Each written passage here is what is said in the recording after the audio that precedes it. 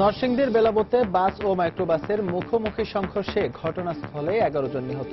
আহত 3 জনের অবস্থা আশঙ্কাজনক। দায়িত্ব নির্দিষ্ট না থাকায় এলাকার উন্নয়নে ভূমিকা নেই সিটি কর্পোরেশনের কাউন্সিলরদের।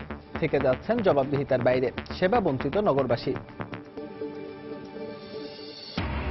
ফেলে দেওয়া বোতলে নতুন মোড়কে দেদারসে বিক্রি হচ্ছে নকল প্রসাধনী। ব্যবহারে হতে পারে ক্যান্সার সহ নানা রোগ, প্রতিহত করার আশ্বাস প্রশাসনের।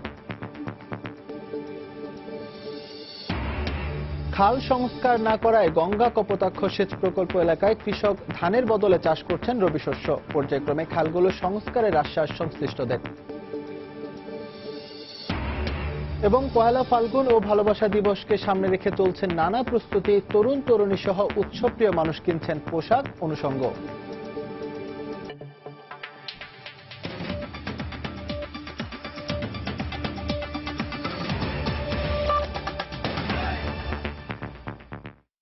সময় সংবাদের সঙ্গে আছে আমি এস এম ইকবাল। নরসিংদীর বেলাবতে বাস ও মাইক্রোবাসের মুখোমুখি সংঘর্ষে 11 জন নিহত হয়েছেন। আহত 3 জনের অবস্থা আশঙ্কাজনক। সকাল 8টার দিকে ঢাকা সিলেট মহাসড়কে মর্মান্তিক এই দুর্ঘটনা ঘটে।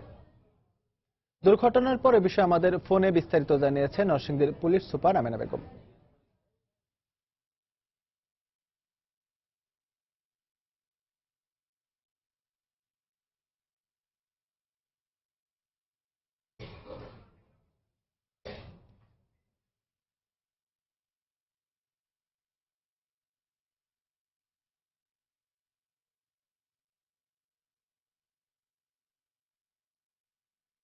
দুর্ঘটনার পর এ বিষয়ে আমাদের ফোনে বিস্তারিত জানিয়েছেন নরসিংদীর পুলিশ সুপার আমেনা বেগম। ভৈরব থেকে একটা মাইক্রোবাস এবং একটা বাস আসছিল, দুইটাই নরসিংদীর দিকে আসার পথে এটা দড়িকান্দি বাজার, ওইখানে মাইক্রোবাসটা ওভারটেক করে বাসের সামনে উল্টে যায়। তখন বাস আর প্রতিরোধ করতে না পেরে মাইক্রোবাসের উপর উঠে যায়। স্পটে 11 জন মারা যায়, তার মধ্যে 5 জন পুরুষ, 4 জন নারী আর 2 জন শিশু ছিল, আর 3 জন ক্রিটিক্যাল কন্ডিশনে আছে। দর্শক, এই মুহূর্তে ঘটনাস্থলে আছেন আমাদের রিপোর্টার আশিকুর রহমান পিয়াল। এই বিষয়ে বিস্তারিত জানতে টেলিফোনে আমরা কথা বলছি তার সঙ্গে। পিয়াল, যে 3 জনের অবস্থা আশঙ্কাজনক, তাদের সবশেষ পরিস্থিতি কি? হ্যাঁ, আপনি আসলে যেমনটি বলছিলেন, সকাল 8টার দিকে আসলে ঢাকা সিলেট মহাসড়কের বেলাবো উপজেলার যে দড়িকান্দি এলাকাটা আছে, সেই এলাকায় যে বাসটি অগ্রদূত বাস যে হবিগঞ্জ থেকে ঢাকা যাচ্ছিল এবং একটি মাইক্রো বাস যেটাতে হচ্ছে গিয়ে প্রায় 11 থেকে 12 জনের মতো আমরা শুনতে পেরেছি যে যাত্রী ছিল। তো তারা ঢাকা থেকে কিশোরগঞ্জ নিকলিতে যাচ্ছিল। কিশোরগঞ্জ নিকলিতে যাওয়ার পথে দড়িকান্দি এলাকায় আসলে মুখোমুখি সংঘর্ষটা আসলে ঘটে। তো মুখোমুখি সংঘর্ষ ঘটার পরে যেটা আমরা পুলিশ এবং স্থানীয়দের কাছ থেকে জানতে পেরেছি যে ঘটনাস্থলে আসলে 11 জন নিহত হন এবং বাকি যে 4-5 জন আহত হয়েছে তাদেরকে ভৈরব স্বাস্থ্য কমপ্লেক্সে চিকিৎসার জন্য নিয়ে যাওয়া হয়। আসলে এই মুহূর্তে আসলে আপনাকে জানিয়ে রাখি যে ঘটনাস্থল থেকে পুলিশ বাসটিকে আটক করেছে, কিন্তু যে ড্রাইভার আসলে পলাতক। তো আমি পুলিশের সাথে কথা বলেছি, যিনি হাইওয়ে পুলিশের ভারপ্রাপ্ত কর্মকর্তা মিজানুর রহমান, ওনার সাথে আমি কথা বলেছি। উনি আমাকে জানিয়েছেন যে এই ব্যাপারে আসলে তদন্তপূর্বক তাদের তদন্ত চলছে এবং বাসটির বিরুদ্ধে আইনগতভাবে যে ব্যবস্থা, সেই ব্যবস্থা নেওয়া হচ্ছে। আর নিহতদের পরিচয় হচ্ছে গিয়ে তারা শনাক্ত করতে পেরেছে। আত্মীয় স্বজন আসলে তাদের মূলত হচ্ছে গিয়ে ময়না তদন্ত শেষে আসলে তাদের কাছে হস্তান্তর করা হবে। আরেকটা জিনিস হচ্ছে গিয়ে তারা হচ্ছে গিয়ে নিকলি উপজেলার নিকলি থানার একই গ্রামের বাসিন্দা, কিন্তু একই পরিবারের না। তারা বিভিন্ন পরিবারের, তারা ঢাকা থেকে আসলে আজকে বাড়ির উদ্দেশ্যে রওনা হয়েছিল যে তারা বাড়িতে যাবে বলে। তো তাদের পেছনেও আসলে আরেকটি গাড়ি ছিল, তাদের আত্মীয় স্বজনের গাড়ি ছিল। তাদের সাথে আমি কথা বলেছি, তাদের এলাকার যে লোকজন তাদের সাথে কথা বলেছি, তারা ওই এলাকারই বাসিন্দা, নিকলির বাসিন্দা। তারা বিভিন্ন পরিবারের সদস্য, তার মধ্যে হচ্ছে গিয়ে 5 জন পুরুষ, 4 জন মহিলা এবং 2 জন শিশু রয়েছে নিহতদের মধ্যে। এই পর্যন্ত আসলে এখন ঘটনাস্থলে যে অবস্থাটা, যান চলাচল দীর্ঘক্ষণ আগে আসলে বন্ধ ছিল, এখন মোটামুটি স্বাভাবিক অবস্থায় আছে, যান চলাচল স্বাভাবিক অবস্থায় আছে। এই ছিল আমার কাছে শেষ খবর। দর্শক, হতাহতদের সবশেষ খবর জানাতে দুর্ঘটনাস্থল থেকে আমাদের সঙ্গে যোগ দিয়েছিলেন সহকর্মী আশিকুর রহমান পিয়াল। সুস্পষ্ট দায়িত্ব না থাকায় উন্নয়নমূলক কর্মকাণ্ডে পুরোপুরি ভূমিকা রাখতে পারছেন না বলে অভিযোগ সিটি কর্পোরেশনের কাউন্সিলরদের।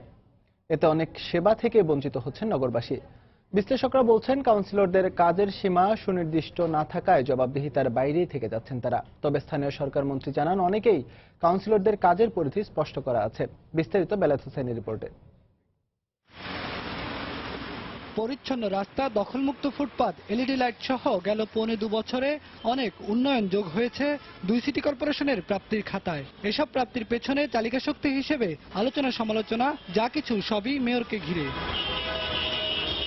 কিন্তু নগরপিতাদের দৃষ্টির বাইরে থাকা রাজধানীর অনেক পাড়া মহল্লা এখনো পড়ে আছে অযত্নে, অবহেলায়। অভিযোগ রয়েছে, এসব এলাকার দুর্দশা সম্পর্কে সচেতন থাকলেও সমাধানে ব্যর্থ হচ্ছেন কাউন্সিলররা। তারা নিয়মিত ভাবে যে যেটা দরকার আর কি, পরিষ্কার করাটা আর কি ওইরকম ভাবে করে নাই। আমরা এত পর্যন্ত দেখি না যে মোটর রোড কেমনে দেয়। এই রাস্তাঘাটের অবস্থা দেন না, দেন আপনি তো নিজের চোখে দেখতেছেন, আর এটা সাক্ষাৎকার নিয়ে আর কি হইব। মেয়রের কাছে যে কাউন্সিল না করলে কি আর মেয়র দেখবো? কাউন্সিলরদের কেউ কেউ বলছেন, দায়িত্ব নির্দিষ্ট না থাকায় তেমন ভূমিকাই রাখতে পারছেন না তারা। কেউ আবার তুলে ধরেছেন নানা সীমাবদ্ধতার কথা। স্পেসিফিকলি বলা নাই যে আপনারা এই কাজগুলো আমরা করতে পারবেন, যার কারণে আমরা এদিক সেদিক ঘুরে বেড়াচ্ছি, বাট আমরা সেরকম কাজও করতে পারছি না। আমি কাউন্সিলর হিসাবে কাজটা কিন্তু সরাসরি আমি করতে পারি না, কাজটা করতে হবে আমার সিটি কর্পোরেশনের বিভিন্ন ডিপার্টমেন্টের মাধ্যমে। আবার ওদেরও কাজ করতে গেলে অনেক সীমাবদ্ধতা আছে। এখন যদি একজনে একটা নতুন রাস্তা চায়, এটা তো আমি আর 10 দিনে পারবো না। এটার একটা প্রকল্পের ব্যাপার আছে, এটার একটা বাজেটের দরকার আছে, টেন্ডারের দরকার আছে। এটার জন্য তো আমার কমসে কম 6 মাসের সময় নিতে হবে। ঢাকা উত্তর ও দক্ষিণ সিটি কর্পোরেশনের সিটিজেন চার্টারে নগরবাসীকে মোটা দাগে যে কয়টি সেবার প্রতিশ্রুতি দেওয়া হয়েছে, তার মধ্যে সনদ প্রদান ছাড়া আর কোনোটিতেই নেই কাউন্সিলরদের সম্পৃক্ততা। সিটি কর্পোরেশনের সমস্ত ক্ষমতা কর্পোরেশনের হাতে। কর্পোরেশন এইবার এই ক্ষমতা মেয়র, কাউন্সিলর, কর্মচারীদের মধ্যে বন্টন করবেন, কিন্তু কোথায় বন্টিত হয়েছে সেরকম কোন ডকুমেন্ট দেখা যাচ্ছে না। বর্জ্য ব্যবস্থাপনা কাউন্সিলরের ভূমিকাটা কি, এটা কিন্তু ক্লিয়ার না। সবকিছু গিয়ে মেয়রের উপরে বর্তায়, কাউন্সিলররা কোনো না কোনোভাবে বাইপাস হয়ে যায়। তবে স্থানীয় সরকার মন্ত্রী জানান, কাউন্সিলরদের দায়িত্ব সম্পর্কে সচেতন করতে দেওয়া হচ্ছে নিয়মিত প্রশিক্ষণ। কাউন্সিলরদের সুনির্দিষ্ট কাজের আইনগতভাবে নির্ধারণ করা আছে। তাদের কর্তব্য দায়িত্ব সম্বন্ধে সজাগ করার জন্য আমরা ট্রেনিং দিতেছি, এবং ট্রেনিং প্রাপ্ত হলেই তাদের অনেক প্রশ্নের অ্যান্সার হয়ে যাবে। কয়েক বছর আগে এই এলাকাটি সিটি কর্পোরেশনে যুক্ত হলেও এখনো তেমন কোনো সুফল পায়নি বলে অভিযোগ এখানকার বাসিন্দাদের। বিশ্লেষকরা বলছেন, কাউন্সিলরদের জবাবদিহিতার আওতায় না আনলে এভাবেই বিভিন্ন পাড়া মহল্লার উন্নয়ন থেকে যাবে দৃষ্টির আড়ালে। বেলায়েত হোসেন, সময় সংবাদ, ঢাকা। রাজধানীর পুরান ঢাকায় বিদেশি ব্র্যান্ডের নামে তৈরি হচ্ছে নকল সব প্রসাধনী। পরিত্যক্ত প্রসাধনীর বোতলে নতুন রূপ দিয়ে দেদারসে চলছে বাণিজ্যিক কার্যক্রম। প্রশাসন বলছে, অভিযানের মাধ্যমে এ ধরনের অসাধু ব্যবসায়ীদের প্রতিহত করা হবে। এদিকে স্কিন ক্যান্সার সহ সব ধরনের স্বাস্থ্যগত ঝুঁকি এড়াতে দেশীয় ব্র্যান্ডের প্রসাধনী ব্যবহারের পরামর্শ চিকিৎসকদের। সৌন্দর্যের ভাষা জনে জনে আলাদা, তবে অভিন্ন তার উপকরণ। তাই বাহারি রঙের বিভ্রান্তি এড়াতে ভরসা কাছের মানুষটি। কিন্তু মানানসই পণ্যের মান ঠিক আছে তো? প্রশ্নের উত্তর মিলবে পুরাতন ঢাকার আরমানিটোলায়। তেল, শ্যাম্পু, ফেস ওয়াশ, বিশ্বের সেরা সেরা ব্র্যান্ডের হাজার হাজার ভোক্তার পছন্দের সব পণ্য, অপেক্ষা কেবল বাজারজাতকরণের। তারপরই বিশ্বখ্যাত ব্র্যান্ডের সিল স্বাক্ষরে মেড ইন আরমানিটোলার এই পণ্যগুলো পৌঁছে যাবে ভোক্তাদের কাছে। ব্যবহার করা পরিত্যক্ত বোতলে নতুন রূপ দেওয়ার গল্প আরো বিচিত্র। পরিমাণ মতন পানি মিক্স করে নিমের কালারটা করে যদি পাতলা হয়ে যায় তাহলে ঘন করার জন্য আবার হালকা কিছু লবণ দেয়। সাপ্লাই বড় বড় মার্কেটে দেয়, তারপর আমরা চক বাজারও দেয়। পাশের ফ্ল্যাটের অন্ধকারের গল্প নাগরিক ব্যস্ততায় অজানা থেকে যায় প্রতিবেশীদের। চিপা চুপা গল্লি মল্লি কে কার খবর রাখে, উপরে কি হয় না তা আমরা বলতে পারতাম না। ক্রেতারা বলছেন, দাম কম হওয়ার কারণে ফুটপাতই তাদের প্রথম পছন্দ। আর ফুটপাত শপিং মল দুই বিক্রেতার কাছে নিজেদের পণ্যের মান আকাশ ছোঁয়া। 200, 250 বা 300 সেটা আমরা এখানে 50 টাকায় 40 টাকায় পাইছি। যত কসমেটিকের ব্যবসা আছে সব এক জায়গা থেকে মাল আনে। আমরা লাভ করি 2 টাকা, ওনারা লাভ করে 102 টাকা। সবাই চক বাজারে কয়েকটা মার্কেটও আছে আলাদা, যেখানে ভালো জিনিস পাওয়া যায় আর খারাপ জিনিসও পাওয়া যায়। তবে নকল প্রসাধনী নিয়ন্ত্রণে নিজেদের তৎপরতার কথা বললেন র্যাব। আর বিশেষজ্ঞরা বলছেন, প্রতিটি প্রসাধনী রাসায়নিক উপাদানের মান এবং অনুপাত যাচাই করা আবশ্যক। প্রায় আমাদের অভিযান হয়, যেগুলা অবৈধ ক্ষতিকর সেগুলা ধ্বংসের ব্যবস্থা করি। এর সাথে জড়িত যারা আসামি আছে তাদের বিরুদ্ধে কিন্তু ব্যবস্থা নেওয়া হয়। এইসব প্রসাধনী ব্যবহার করলে ইমিডিয়েট রিয়েকশন হয়, যেটা স্কিন লাল হয়ে যায়, এবং আরো লেট যদি বলি তাহলে স্কিন ক্যান্সার হতে পারে। যে কোনো কসমেটিক্স, আমাদের দেশীয় কোনো কোম্পানি যারা রিপোর্টেড, তাদের কসমেটিক্স ব্যবহার করা, কারণ তারা চাবে না এই দেশে কেউ নকল করুক। সমস্যা সমাধানে জনসচেতনতার পাশাপাশি আইন প্রয়োগকারী সংস্থাদের মনিটরিং বাড়ানোর পরামর্শ বিশেষজ্ঞদের। মৌসুমী মৌ, সময় সংবাদ, ঢাকা। সময় সংবাদে আরো থাকছে, গ্রন্থমেলায় প্রতিবারই নবীনদের কাছে গুরুত্ব পায় মুক্তিযুদ্ধের বই। ইতিহাস তৃষ্ণা মেটাতে আরো গবেষণাধর্মী বই প্রকাশের তাগিদ।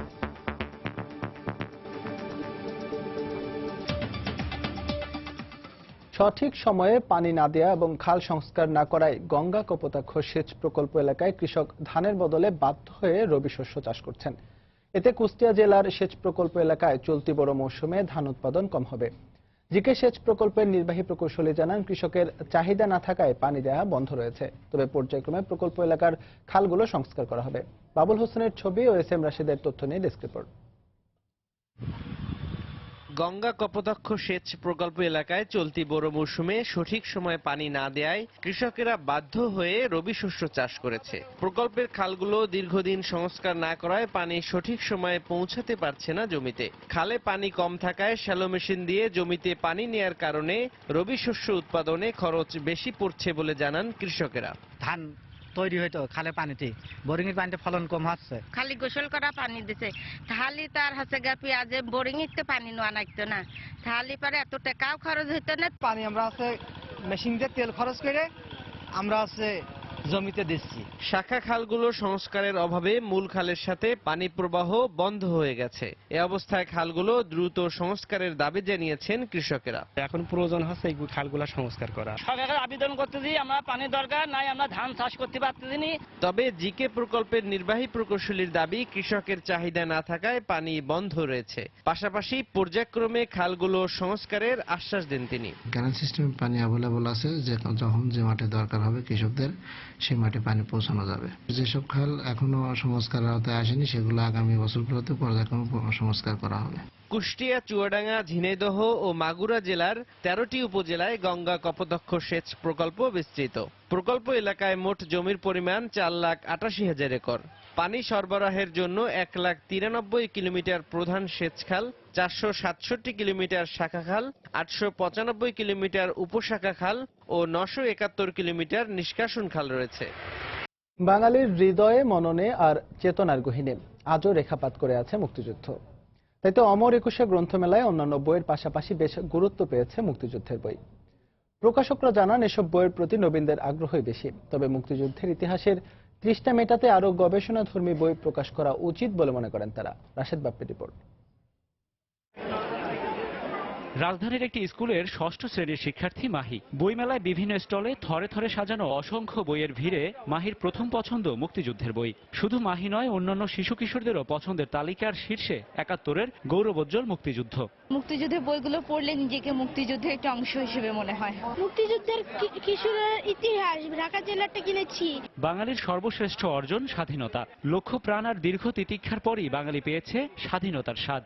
আর এই ত্যাগ আর আবেগ ধারণ করে থাকা ইতিহাস প্রকাশিত হয় বইয়ের পাতায় পাতায় ছাপার অক্ষরে। কিন্তু নানা বিষয়ের ভিড়ে কতটুকু গুরুত্ব পায় মুক্তিযুদ্ধ বিষয়ক বই? মুক্তিযুদ্ধকে অবলম্বন করে ফিকশন রচিত হচ্ছে, মুক্তিযুদ্ধকে অবলম্বন করে কবিতা রচিত হচ্ছে। মুক্তিযুদ্ধের ইতিহাস আসলে খুব ব্যাপক আকারে গবেষণা হওয়া উচিত। আমরা আমাদের সীমিত সময়ের মধ্যে আমাদের সীমিত অর্থ ব্যয় করে যতটুকু করার সম্ভব করেছি। তরুণদের মধ্যে মুক্তিযুদ্ধের বই পাঠের একটা আগ্রহ তৈরি হয়েছে, যে কারণে এখন কিন্তু অনেক বই মুক্তিযুদ্ধের উপর প্রকাশিত হচ্ছে। বাংলা একাডেমির তথ্য অনুযায়ী এখন পর্যন্ত মেলায় আসা প্রায় ১৫০০ বইয়ের মাঝে প্রকাশিত হয়েছে ৩০টি মুক্তিযুদ্ধের বই। গত বছর যার সংখ্যা ছিল ৫৩। আগামীর বাংলাদেশ বিনির্মাণের অগ্রপথিক নতুন প্রজন্মের কাছে মুক্তিযুদ্ধের ইতিহাস নিয়ে আগ্রহের শেষ নেই। মুক্তিযুদ্ধের পরে আমি অনেক বই পড়ি, তবে নতুন নতুন যে বইগুলি আসে এগুলো আমি আবার করে পড়ি।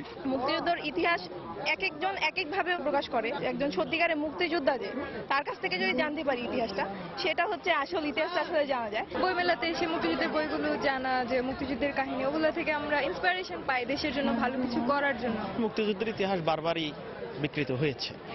সে অবস্থান থেকে সরে আসতে হলে মুক্তিযুদ্ধভিত্তিক গবেষণা লেখালেখি বাড়াতে হবে।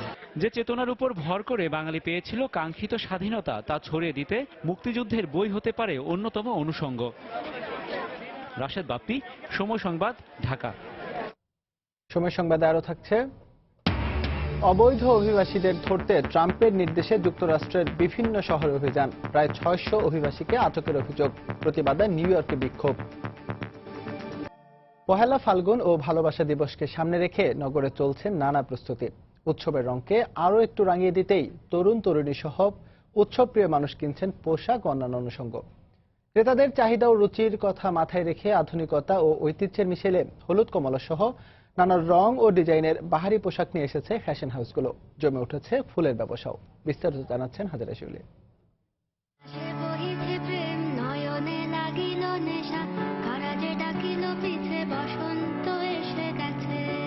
প্রকৃতিতে ঋতুরাজ বসন্তের হাতছানি, বসন্তের রং রূপ ও বৈচিত্র্যের ছোঁয়া পেতে অপেক্ষায় নাগরিক জীবন। প্রকৃতির সাথে মিলে বিশেষ দিনে সব বয়সী মানুষও চায় নিজেকে সাজাতে। পলাশ শিমুলের রাঙা দোলের সাথে থাকতে হয় বাহারি পোশাকও। বরাবরের মতোই এবারে পোশাকে প্রাধান্য হলুদ কমলা সহ উজ্জ্বল রং। শুধু নিজেকে নিয়ে নয়, কেউ কেউ প্রিয়জনের জন্য কিনছেন শাড়ি পাঞ্জাবি। আসলাম ফাল্গুন উপলক্ষে, দেখতেছি হয়তো পাবো পছন্দসই, ভালোই লাগতেছে। অ্যাকচুয়ালি ইয়েলো অরেঞ্জ এগুলোই তো ব্যবহার করা হয়, আমি অরেঞ্জ কালার আর ব্লু কালার কম্বিনেশনের মধ্যে একটা নিয়েছি। ছোট ভাইয়ের জন্য নিতে আসলাম, ও আসলে ফাল্গুনের জন্য বললো তো, বোন হিসেবে ওকে তো কিছু একটা গিফট দেওয়া দরকার।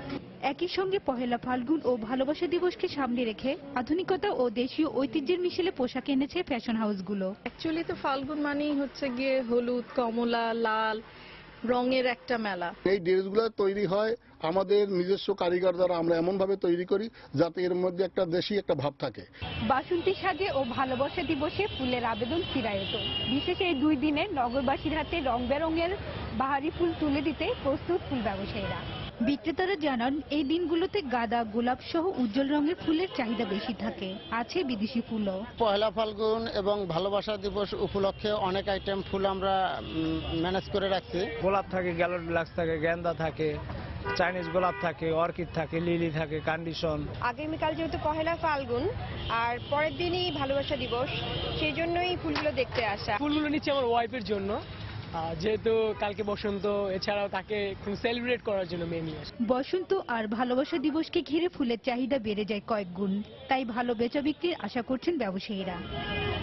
হাজারা শিউলি, সময় সংবাদ, ঢাকা। বাংলাদেশ আনসার ও গ্রাম প্রতিরক্ষা বাহিনীর 37তম জাতীয় সমাবেশ 2017 উপলক্ষে গাজীপুরের শফিপুরে আনসার একাডেমিতে বক্তব্য রাখছেন প্রধানমন্ত্রী শেখ হাসিনা। আমরা এখন সরাসরি চলে যাব সেখানে।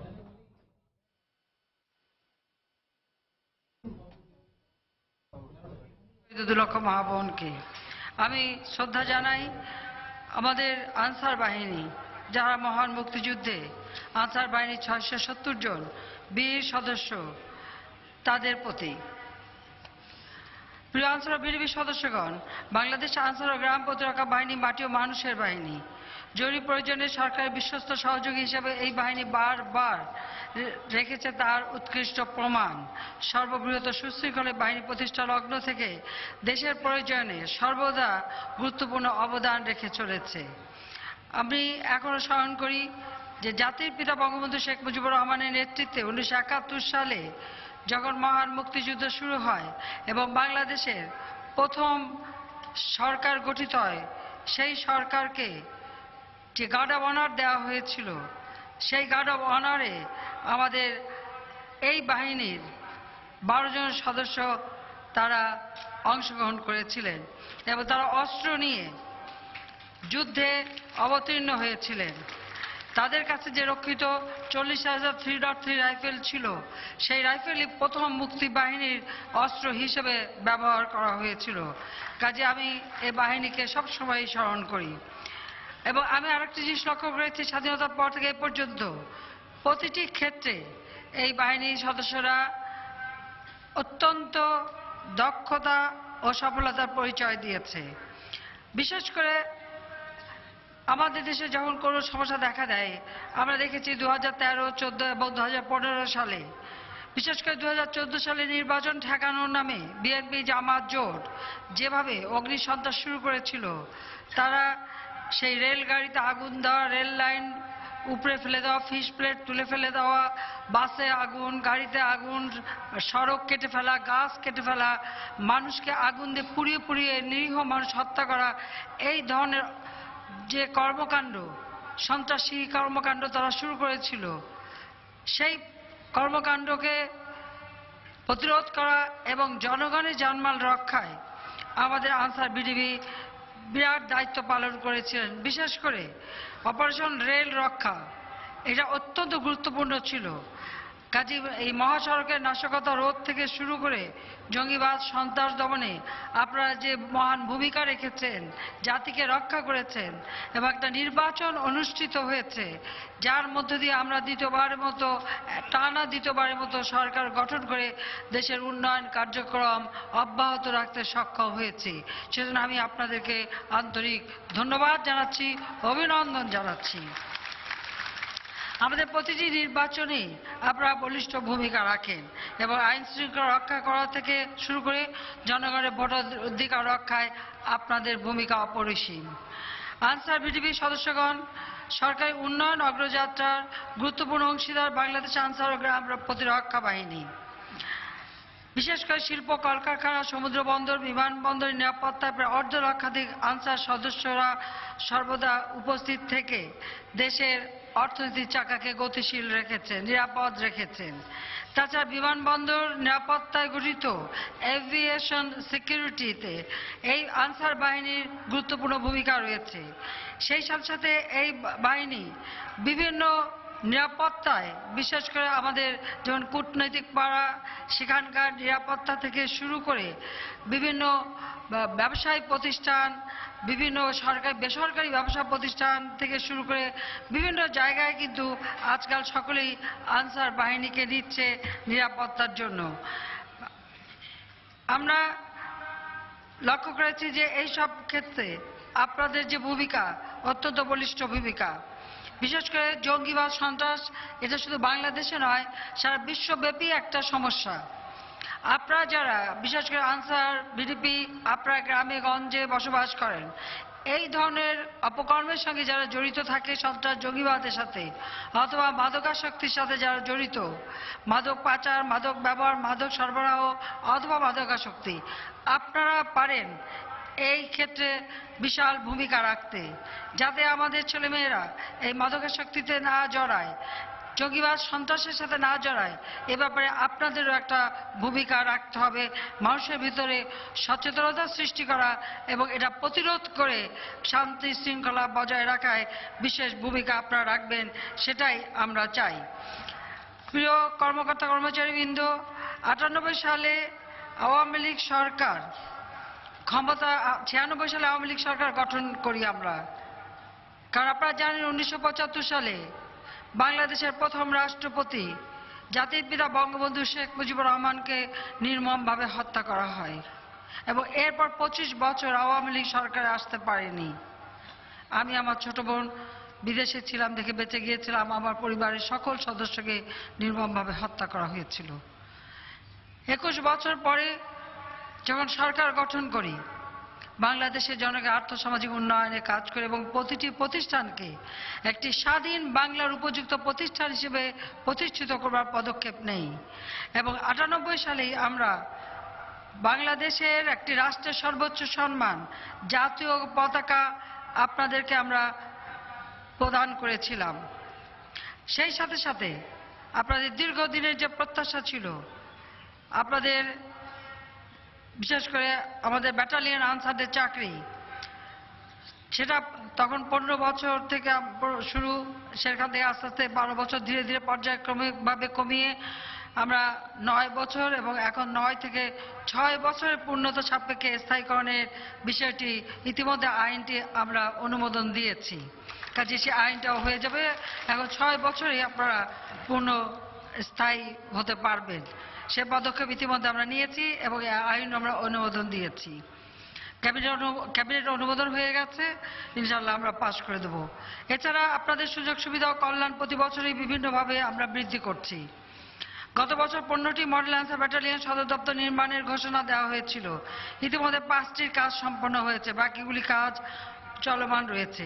প্রতি বছর আপনাদের দৃষ্টান্তমূলক কর্তব্যপরায়ণতা ও সাহসিকতা স্বীকৃতি স্বরূপ যে পদক প্রদান করা হচ্ছে, এই পদক প্রদানও কিন্তু আওয়ামী লীগ সরকারই প্রবর্তন করেছে।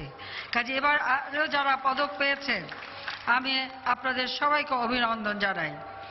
সম্প্রতি অস্থায়ী ব্যাটালিয়ন আনসার, অঙ্গীভূত আনসার, হিল আনসার, বিডিপি দলনেতা দলনেত্রীদের ভাতাদি উল্লেখযোগ্য হারে আমরা বৃদ্ধি করে দিয়েছি। তৃণমূল পর্যায়ে বিডিপি দলনেতা দলনেত্রীদের পদসংখ্যা 8,500 জন থেকে 15,248 জনে উন্নীত করা হয়েছে। শহর এলাকায় সাংগঠনিক কার্যক্রম জোরদার করার লক্ষ্যে ওয়ার্ড দলনেতা ও দলনেত্রীর পদও বৃদ্ধি করা হচ্ছে। বাংলাদেশ আনসার ও গ্রাম প্রতিরক্ষা বাহিনীর সাহসিকতা কর্মদক্ষতা বর্তমানে সর্বজনে স্বীকৃত। পার্বত্য এলাকায় বাহিনীর 15টি ব্যাটালিয়ন বাংলাদেশ সেনাবাহিনীর সঙ্গে অপারেশনাল ও শান্তি শৃঙ্খলা রক্ষায় সক্রিয়ভাবে অংশগ্রহণ করছে। বিশেষ করে উপমহাদেশের প্রথম পূর্ণাঙ্গ 2টি মহিলা ব্যাটালিয়নের সদস্যগণ দেশের সীমান্তে নাশকতা রোধ এবং অবৈধ চোরাচালান দমনে জাতীয় গোয়েন্দা সংস্থা র্যাবের দায়িত্ব পালন করছে, যা সত্যি প্রশংসনীয়। দেশের দক্ষিণ পশ্চিমাঞ্চলে সন্ত্রাস দমনে রয়েছে বাহিনীর সক্রিয় ভূমিকা। সারাটি দেশে 24টি ব্যাটালিয়নের মোতায়েনকৃত সদস্য পুলিশ, র্যাব, বিজিবি ও ডিজিএফআই এর সঙ্গে জাতীয় সংসদ ভবন, নির্বাচন কমিশন, সচিবালয়ের মতো গুরুত্বপূর্ণ স্থানসমূহেও নিরাপত্তার দায়িত্ব পালন করছেন। তাছাড়া মোবাইল কোর্ট পরিচালনায় সহযোগিতা করছেন। আপনাদের এই গৃহীত পদক্ষেপে আজকে আমরা দেশের শান্তি শৃঙ্খলা রক্ষায় সমর্থ হয়েছি। প্রিয় সদস্যগণ, কর্মমুখী ও কারিগরি প্রশিক্ষণের মাধ্যমে যুব সম্পদকে কর্মদক্ষ করে গড়ে তোলা এ বাহিনীর একটি গুরুত্বপূর্ণ কাজ। এ বাহিনীর সদস্যগণ বর্তমানে যুগের চাহিদার সঙ্গে তাল মিলে মানসম্মত প্রশিক্ষণ গ্রহণ করছেন এবং কর্মসংস্থানের মাধ্যমে দেশের বেকার সমস্যা সমাধানে গুরুত্বপূর্ণ অবদান রাখছেন। আমি এটা জেনে আনন্দিত যে সম্প্রতি এই সময় এ বাহিনীর কর্মকর্তাগণ বাংলাদেশ সেনাবাহিনীর বিভিন্ন প্রশিক্ষণ প্রতিষ্ঠান সহ দেশে বিদেশে উচ্চতর প্রশিক্ষণ কার্যক্রমেও অংশগ্রহণ করছেন। আয় বৃদ্ধিমূলক কার্যক্রমের মাধ্যমে স্বনির্ভরতা অর্জনের ক্ষেত্রে এ বাহিনী সারা দেশে এক বিশাল পরিবর্তন সূচনা করেছে। এই কার্যক্রম বাস্তবায়নের জন্য প্রতিষ্ঠা করা হয়েছে আনসার বিটিভি উন্নয়ন ব্যাংক। ব্যাংকটি সদস্যদের আর্থিক অবস্থার উন্নয়ন সহ নারীর ক্ষমতায়নে উল্লেখযোগ্য অবদান রাখছে। প্রশিক্ষণ, দক্ষতা উন্নয়ন, ঋণ গ্রহণ এর অপূর্ব সম্মিলনের মাধ্যমে দারিদ্র্য দূরীকরণে এই ব্যাংক কাজ করছে। আমরা যে নতুন একটা প্রকল্প বাস্তবায়ন করে যাচ্ছি, একটি বাড়ি একটি খামার প্রকল্প, ইতিমধ্যে আমি নির্দেশ দিয়েছি এই একটি বাড়ি একটি খামার প্রকল্পের সাথে আনসার বিডিবিকে সম্পৃক্ত করার জন্য। কারণ আপনাদের যে ট্রেনিং আছে, এই ট্রেনিং কাজে লাগিয়ে এই সমিতিগুলির সাথে আপনারা যদি সদস্যভুক্ত হন, তাহলে আমি মনে করি বাংলাদেশকে আমরা অতি দ্রুত দারিদ্র্যমুক্ত করতে সক্ষম হব। আমাদের সবসময় একটা কথা মনে রাখতে হবে, এই দেশ আমরা স্বাধীন করেছি রক্ত দিয়ে। জাতির পিতার নেতৃত্বে আজকে স্বাধীন বাংলাদেশ। মহান মুক্তিযুদ্ধে আমরা বিজয় অর্জন করেছি, আমরা বিজয়ী জাতি। আমরা কারো কাছে মাথা নিচু করে চলবো না, মাথা উঁচু করে চলবো। তাই আমাদেরকে নিজের পায়ে দাঁড়াতে হবে, পর মুখাপেক্ষী হয়ে নয়। আপনাদের প্রতিটি সদস্য প্রশিক্ষণ প্রাপ্ত, আপনারা নিজেরা, আমরা বিভিন্ন সুযোগ আমাদের দিয়েছি। আমরা কর্মসংস্থান ব্যবস্থা গ্রাম পর্যায় পর্যন্ত আমরা করে দিয়েছি। কাজে আপনাদের গৃহীত এই ট্রেনিং নিয়ে আপনারা শুধু নিজেরা না, গ্রামের মানুষকেও আপনারা উদ্বুদ্ধ করতে পারেন এবং নিজের পায়ে দাঁড়াবার প্রশিক্ষণ দিয়ে তাদেরকেও আপনারা আত্মমর্যাদাশীল করে গড়ে তুলতে পারেন। দেশকে আমরা এগিয়ে নিয়ে যাচ্ছি। আমরা চাই বাংলাদেশ উন্নত সমৃদ্ধ হবে, বাংলাদেশের মানুষ মাথা উঁচু করে বিশ্বব্যাপী চলবে, বাংলাদেশ হবে দারিদ্র্যমুক্ত, ক্ষুধামুক্ত বাংলাদেশ, যে বাংলাদেশের স্বপ্ন জাতির পিতা দেখেছিলেন। আনসার বিডিবির প্রিয় সদস্যবৃন্দ, জনগণের নিরাপত্তা বিধানের জন্য আপনারা সততা, শৃঙ্খলা, আন্তরিকতা ও সাহসের সঙ্গে কাজ করবেন। সকলের সম্মিলিত প্রচেষ্টায় আসুন 2021 সালের মধ্যে বাংলাদেশকে আমরা মধ্যম আয়ের দেশ, 2041 সালের মধ্যে বাংলাদেশ হবে দক্ষিণ এশিয়ায় উন্নত সমৃদ্ধ দেশ। জাতির পিতার স্বপ্নের সোনার বাংলা আমরা সকলে সম্মিলিতভাবে আসুন গড়ে তুলি, যেন একটি মর্যাদাশীল জাতি হিসেবে বিশ্ব দরবারে মাথা উঁচু করে আমরা চলতে পারি। আমি আপনাদেরকে ধন্যবাদ জানাই এবং আবারও আপনাদের সকলকে মনোমুগ্ধকর কুচকাওয়াজ প্রদর্শনের জন্য আন্তরিক ধন্যবাদ জানাচ্ছি। আপনাদের কুচকাওয়াজ, সাংস্কৃতিক অনুষ্ঠান সবকিছুই কুটির শিল্প অত্যন্ত চমৎকার হয়। সেজন্য আবার আমি সকলকে এর সঙ্গে সম্মিলিত সবাইকে আমি আন্তরিক ধন্যবাদ জানিয়ে আমার বক্তব্য শেষ করছি। খোদা হাফেজ। জয় বাংলা, জয় বঙ্গবন্ধু। বাংলাদেশ চিরজীবী হোক। দর্শক, বাংলাদেশ আনসার ও গ্রাম প্রতিরক্ষা বাহিনীর 37তম জাতীয় সমাবেশ উপলক্ষে গাজীপুরের শফিপুরে আনসার একাডেমিতে বক্তব্য রাখছিলেন প্রধানমন্ত্রী শেখ হাসিনা। আমরা তখন ছিলাম সেখানে। বেতন বাড়ানোর দাবিতে চট্টগ্রামে দ্বিতীয় দিনের মতো ধর্মঘট পালন করছেন লাইটারেস জাহাজ শ্রমিক ইউনিয়ন। গতকাল সকাল 8টা থেকে এই ধর্মঘট শুরু হয়। ধর্মঘটের কারণে আজও বন্দরের আশপাশে 16টি খাতে জাহাজ থেকে পণ্য ওঠানামা বন্ধ রয়েছে। শ্রমিকদের অভিযোগ, গত বছরের জুলাইয়ের 6,600 টাকা থেকে বাড়িয়ে তাদের বেতন 9,650 টাকা করা হয়। দীর্ঘ সময় পেরিয়ে গেলেও বেতন কার্যকর না হওয়ায় এই ধর্মঘটের ডাক দেন শ্রমিকরা।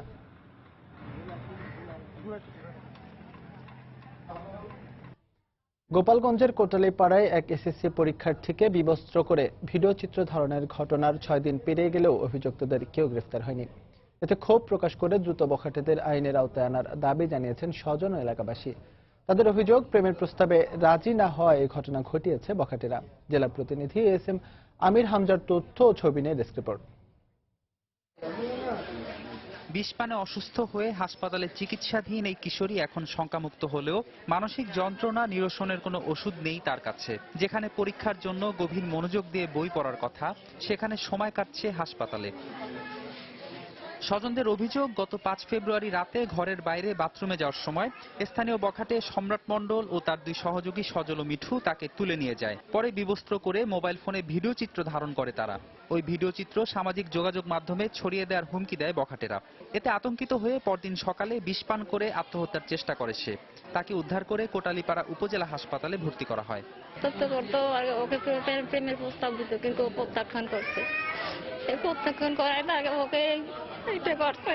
আমার সাথে যেগুলো হয়েছে এগুলো দিতে আমি কাউরে বলি চাইলে আমার এইগুলো সব নেটে দিয়ে দেবে। অনেক ভয় দেখেছি আমার পরিবারের শেষ করে দেবে। আমার 2টা ছোট বোন আছে, তাকে ক্ষতি করবে। আমি এই বখাটেদের এমন দৃষ্টান্তমূলক শাস্তি চাই, যে শাস্তি দেখে আর কোনো বখাটেরা এরকম আমার মেয়ের মতো কোনো মেয়েকে জীবন নাশের সিদ্ধান্ত নিতে না হয়। প্রথম দিন খারাপ অবস্থার জন্য আমরা রেফার করছি। তারপরে দিন রেফার ওইখান থেকে যেটা বললো যে সে মোটামুটি ভালো, নিজের জায়গায় ফিরে যেতে পারে, তখন আবার আমরা এসে এখানে ভর্তি হয়েছে। এলাকাবাসীর দাবি, অভিযুক্ত বখাটেরা মাদকাসক্ত। তাদের মধ্যে সম্রাট দীর্ঘদিন ধরে ওই শিক্ষার্থীকে উত্ত্যক্ত করে আসছিল। সম্রাট সহ তার 2 বন্ধু যে কাজটি করেছে সেটি অত্যন্ত ঘৃণিত কাজ। আমরা এলাকাবাসীর পক্ষ থেকে তাদের বিচার চাই। এ ঘটনায় নারী ও শিশু নির্যাতন দমন আইনে শুক্রবার অভিযুক্ত 3 জনের বিরুদ্ধে মামলা করেছে শিক্ষার্থীর বাবা। তবে এখনো কাউকে গ্রেফতার করতে পারেনি পুলিশ। সংবাদ পাওয়ার সাথে সাথে আমরা মামলা নিয়েছি। আসামিদেরকে গ্রেফতারের জন্য অভিযান অব্যাহত আছে। আসামিদেরকে গ্রেফতার করলে আইনের আওতায় নেওয়া হবে। স্বজনরা জানিয়েছে, চলতি এসএসসি পরীক্ষায় অংশ নিচ্ছিল ওই শিক্ষার্থী, কিন্তু ঘটনার পর কোনো পরীক্ষায় অংশ নিতে পারেনি সে। সময় সংবাদ, গোপালগঞ্জ। দেশের বাইরের খবর। যুক্তরাষ্ট্রের প্রেসিডেন্ট ডোনাল্ড ট্রাম্পের নির্দেশনা অনুযায়ী স্যাংচুয়ারি সিটি খ্যাত অভিবাসী বান্ধব শহরগুলোতে অভিযান পরিচালনা করছে ইমিগ্রেশন অ্যান্ড কাস্টমস এনফোর্সমেন্ট আইসিই। যে কোনো ধরনের অপরাধের মামলায় জড়িত কাগজপত্রবিহীন অভিবাসীদের ধরতে বাসস্থান ছাড়াও কর্মস্থলে হানা দিচ্ছে তারা। শনিবার পর্যন্ত 600 অভিবাসীকে আটক করা হয়েছে বলে অভিযোগ করেছে বিভিন্ন মানবাধিকার সংগঠন। তবে এসব অভিযান ও আটক সম্পর্কে গণমাধ্যম কিংবা মানবাধিকার সংগঠনগুলোর আইনজীবীদের কোনো তথ্য দেওয়া হচ্ছে না। এদিকে নিউ ইয়র্কে কাগজপত্রবিহীন অভিবাসীদের বিরুদ্ধে অভিযানের প্রতিবাদে শনিবার নিউ ইয়র্কে বিক্ষোভ করেছে অন্তত 20টি মানবাধিকার সংগঠনের কয়েক হাজার কর্মী। বিক্ষোভ র্যালি থেকে এক নারীসহ 5 জনকে গ্রেফতার করেছে পুলিশ। নিউ ইয়র্কের পাশাপাশি এদিন ক্যালিফোর্নিয়ার লস অ্যাঞ্জেলসেও ধরপাকড়ের বিরুদ্ধে বিক্ষোভের খবর পাওয়া গেছে।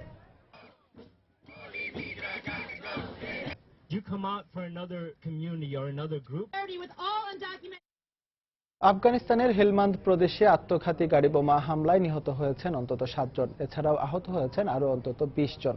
শনিবার প্রাদেশিক রাজধানী লস্করগাহ শহরের একটি ব্যাংকের বাইরে এই হামলা চালানো হয়। কর্তৃপক্ষ জানায় আফগান সেনাবাহিনীর একটি গাড়ি ব্যাংকের বাইরে এসে দাঁড়ালে এটিকে লক্ষ্য করে গাড়ি বোমাটির বিস্ফোরণ ঘটানো হয়। এতে ঘটনাস্থলে মৃত্যু হয় অন্তত 7 জনের। নিহতদের মধ্যে 3 জন সেনা সদস্য এবং 4 জন বেসামরিক নাগরিক বলে জানা গেছে। এছাড়াও আহতদের মধ্যে আরও 4 সেনা সদস্য রয়েছে বলে জানায় স্থানীয় গণমাধ্যম। হামলার দায় এখন পর্যন্ত কেউ স্বীকার না করলেও তালেবানে হামলা চালিয়ে থাকতে পারে বলে ধারণা করা হচ্ছে। এদিকে হেলমান্দ প্রদেশে বিমান হামলায় 11 বেসামরিক নাগরিক নিহতের খবর প্রকাশ করা হয়েছে স্থানীয় গণমাধ্যমে। তবে এ বিষয়ে ন্যাটো জানিয়েছে বেসামরিক নাগরিক নিহতের কোনো প্রমাণ পাওয়া যায়নি।